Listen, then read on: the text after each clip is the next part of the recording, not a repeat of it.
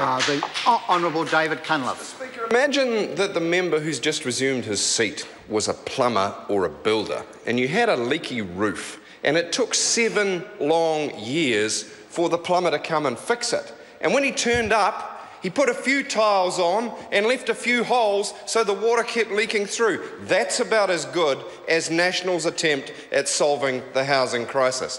Mr. Speaker, there's a much bigger problem in this budget. This budget is a budget of broken promises, and it is a budget which is a deficit of ideas as well as financing. Mr. Speaker, in my remarks today, I'm quickly going to run through the headline promises that have been broken. I'm going to then say why this budget does nothing for the portfolios which it's my privilege to represent: tertiary education, regional development and innovation. Mr. Speaker, the number one broken promise in this budget was the return to surplus. It was a centrepiece of National's re-election campaign. It had been trumpeted for the last 5 years. It was the reason they stopped funding superannuation. It is the reason that they have starved hard-working New Zealand. It is the reason that they've shortchanged research and innovation. It's the reason they've done a whole lot of things to get back to surplus, and they didn't. 7th innings, no home run. Labor, 9 out of 9. I wonder how long it's going to take New Zealanders to ask the question, if National's so good at managing the economy, why can't they balance their chequebook? What is wrong with the National government that they can't balance their chequebook? If it took 7 years to get a plumber and they couldn't fix your roof, if it took 7 years to get an accountant and he couldn't balance a chequebook, you know what you'd do? You'd get a different one. There may be a lesson in that. Second broken promise, Mr. Key said over the next 2 years we're going to create 150,000 new jobs. Well, they've fallen 60,000 short, Mr. Speaker, 60,000 short. They said they would raise the average wage from 55,000 to 62,000.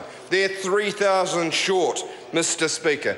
They promised they would retain the $1,000 kickstart in KiwiSaver. Hey, presto, next minute, it's gone. It's gone. They said they wouldn't increase any taxes or bring any new taxes. This is like President Bush. Read my lips, no new taxes. Well, we got 3 in this year's budget alone. We got a broadband tax, we got a visitor tax, and we got a kind of a half-pie capital gains tax with a leaky roof. But that's 3 new taxes. Just imagine that they could actually do it properly, but they broke 3 promises, Mr. Speaker. They also said they'd increase exports to 40%. You know what? Exports are going backwards as a percentage of GDP. This amounts to poor economic management. Poor economic management. The government has surfed the upside of the recovery after the global financial crisis. That is the time you put some money away, you run a surplus, and you pay back the deficit spending that we accept needed to be done when the economy was in a hole. Except they didn't, because they couldn't, because there was no surplus. And National staked its credibility on that, and now they have none.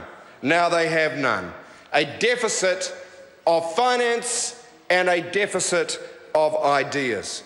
Part of the reason that National cannot get back to surplus is because our regions are going backwards. Unemployment's stubbornly high in places like Northland, East Coast, the Manawatu, the Northern South Island. A lot of our rural and provincial regions, unemployment at 7 and 8%. People can't get jobs and they can't move because they can't sell their house and move to a bigger centre because their house is worth not very much. It's called a poverty trap. And the only way to address it is to get jobs and growth in the regions, in every region, so that New Zealanders can work their way to a better future. That's what Labour stands for. The clue is in the name, work. We work to a better, fairer future for all New Zealanders. We stand for giving hope and resources and a leg up to every region. Where is National systematic help for the East Coast, to Tairāwhiti? Where is it in Northland? Bridges, here one day, gone tomorrow. People aren't so stupid. Where is it in the Bay of Plenty? Where is that harbour project in Opotiki? Where is the railhead to Northport? Where are the breakthrough projects that will drive the high-value manufacturing jobs in New Plymouth, where Jonathan Young comes from, or up and down in Canterbury, Mr. Speaker? Where is the high-tech manufacturing boom? There isn't one, Mr. Speaker, because what has National put up in this budget? A paltry $25 million for so-called 1, 2, 3 regional innovation centres. 1, 2, 3. What happens in the other 20 regions, Mr. Speaker? And Irrigation New Zealand, Amy Adams' friend, reckons they've already got that sewn up. Well, nobody else need apply. I see in the Waikato Times, the Waikato thinks it's getting one. I don't think so. I think the irrigators have already trickled away the money, Mr. Speaker. So there's nothing strategic for the regions. A bit of window dressing. What about tertiary education? What was needed was a tangible boost for a sector that's been under a sinking lid for far too long. A sector that's being a driver, should be a driver, of smart ideas, of smart graduates, of smart jobs that will help our economy and our society flourish. A sector where the hard work and professionalism of both academic and professional staff should be valued and rewarded. And one where all three roles of higher education are recognised: research and teaching, and its role as a critic and conscience of society. And one where students should be supported to be the best that they can be, with fair allowances and fair, accessible, affordable loans right throughout their education, not stopping halfway through a postgraduate degree like medicine or dentistry or a PhD so that only rich kids need apply. Mr. Speaker, that's not good enough. That's why Labor says that we will extend student allowances and student loans for the full term of postgraduate education, including medicine and dentistry and doctorates, Mr. Speaker. We're not going to leave our graduate students high and dry halfway through, sir. Mr. Speaker, what is the government now doing for tertiary education? Well, they said that they were pumping $113 million in the budget. Except, really? Mr. Speaker, they took away $17 million by limiting fee rises to 3%. They took away $30 million, that is just unspent carryovers from last year. Then take away $50 million from the reduced number of tertiary students that they're forecasting coming through from Vote Education, and another $20 million from IRD. And you know what the result is? 113 in, 115 out. There is no new money for tertiary education, Mr. Speaker. There is no new money for tertiary education at all. And that is why Stephen Joyce will continue to do what he's been doing. He will simply say to the universities and the polytechs, just make do. Pass on your costs to the poor old students, and if you really can't make it, get a few more students from China.